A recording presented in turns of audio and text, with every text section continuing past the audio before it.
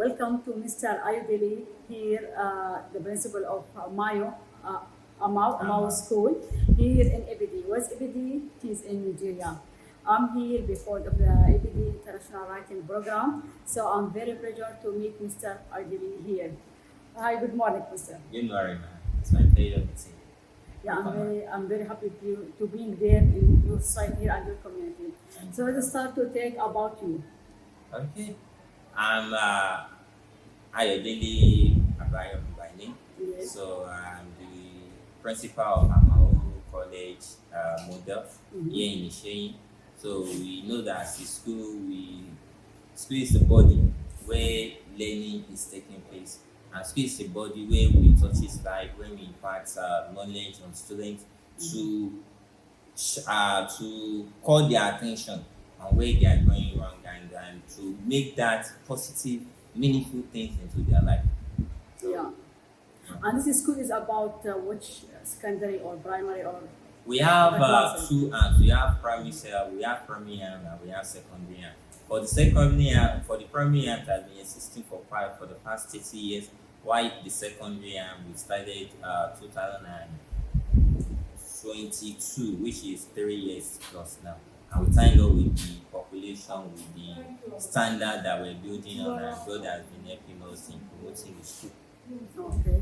And about the schooling, how many students in each class? Approximately, like how many students? Approximately, we have total number of 252 students in the school, and we have 3 arms in each classroom. J1, we have 3 arms, of which we have minimum of 25 in the class. We have minimum of 25 or maximum of 32 in a class for J1. Then the total number of J1 in the school presently is 93. And J2, we have 3 arms as well, which their total number is 70. And we have our J3, which are preparing for the external exam, and their total number is 40. We have S1 and S2. Though for now we don't have S3 because it's not been long that we started our secondary and presently we stop at SS2. And our S1 students, they are 27 in number, while SS2 also they are 26 in number. That will give us a total number of 252. Okay, that's great. You know what? It's first time to be in Nigeria for me, and even especially in Ebedi. But I think Ebedi is small. But when I'm going around and I see a lot of schools. So why? I mean, a lot of schools. It's about like how many kids or how many there is like very big Ebedi. I think this is small. Yeah. Okay. One thing that most cases that we do not see as this side is that traveling is also part of education. The way you are here in Nigeria now, you've seen so many things, and calling Iseyin, some people see Iseyin as a very rural place that is not developed and all that thing.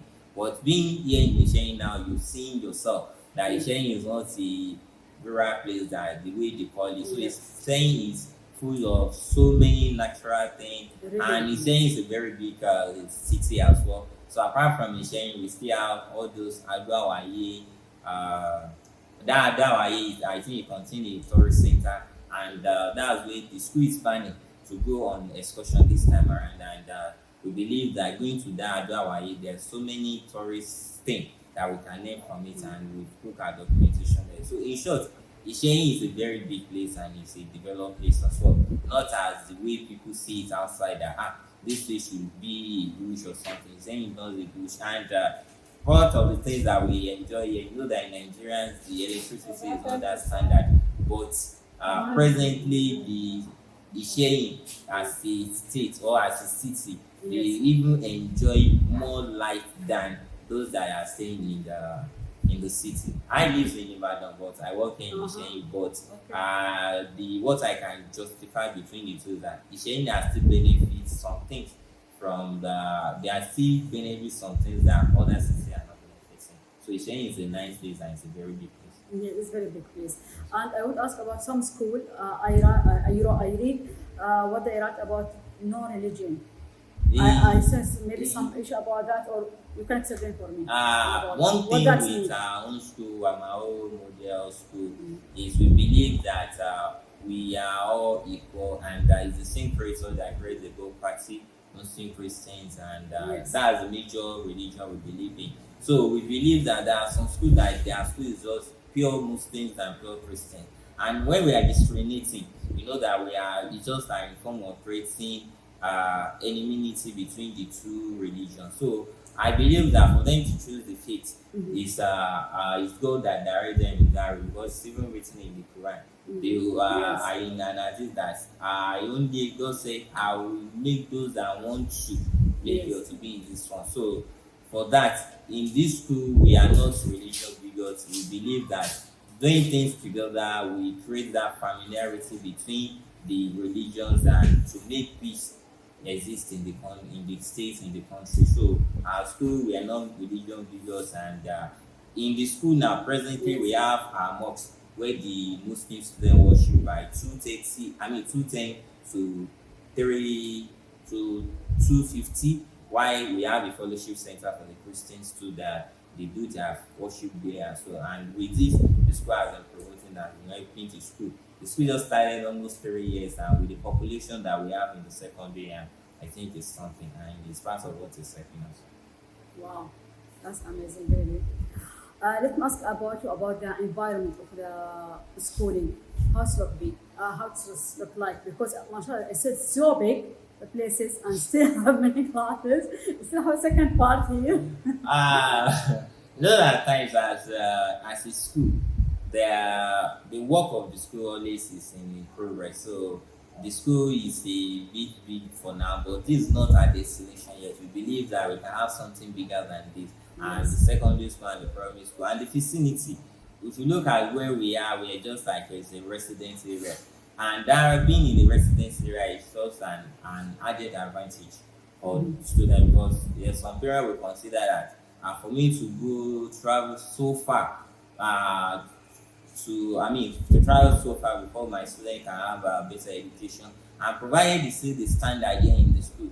We've seen some parents that their students are going to a very far place, and because of the standard there, they will decide to withdraw their student down to a nearby place, and that one has been helping us. And at times there's always these challenges. There's something that have positive that have negative.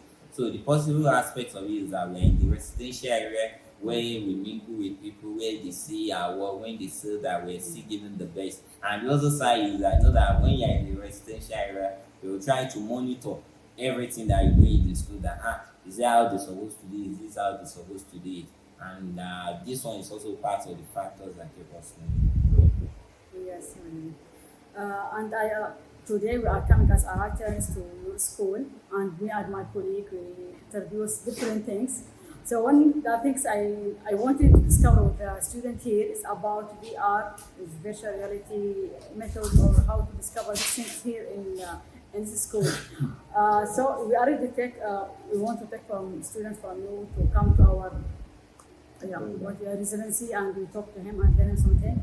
So really, I hope I will be there with them and student that time. Yeah, sure. We're going to make them available because we believe that every knowledge gained is something. So let me to talk about the difficulty you find in education here. How you facing the challenge? Now, know that one thing with school, know that schools is a business that is so tedious that you can't just make any mistake. Because schools deal with life. And when anything that deals with life is a very delicate something, very serious something, there is so many challenges for you to, starting from the foundation, starting from the beginning, for you to wake up or think that I want to have a school is a challenge on your own, because you think of where will you be getting the fund, how will you make the school work. It's just like everything is just like permutation. If I establish this school, is it going to be work? Are you going to get the result and all that thing? So that's one of the challenges. Then once you now have the building, you have all what it takes. Or students attending to school, it's is another challenge because you cannot force people outside that must bring your student or your words to this school. It's when they are convinced that okay, this school they are doing their best and this, then is when you know that's another part of challenge that you can't force people to get this. And when you also have schools taking decisions is another problem. You know that parents, there are some parents that they don't want their students to. No, let me put it this way: they don't really have values for that education in such a way that once the student is doing wrong and the correction is in place from the school, they will condemn it, they will see the school, they will begin to start the school as wicked school or something, of which is really making a negative impact in students' lives. So a lot of challenges in the school. So there's no how that you deal with life, especially in school, that will not have enormous challenges, of which there are very much. But we thank God that with God guidance and everything, we are able to escape through the challenges. You are very true because we can't move forward for our future without education, without how to learn. Education is very important. So I think this will be my last questions. And really thank you. It's my honor really to meet you here, Mr. Ayodele. So thank you so much for being here. My pleasure. Thank you so much.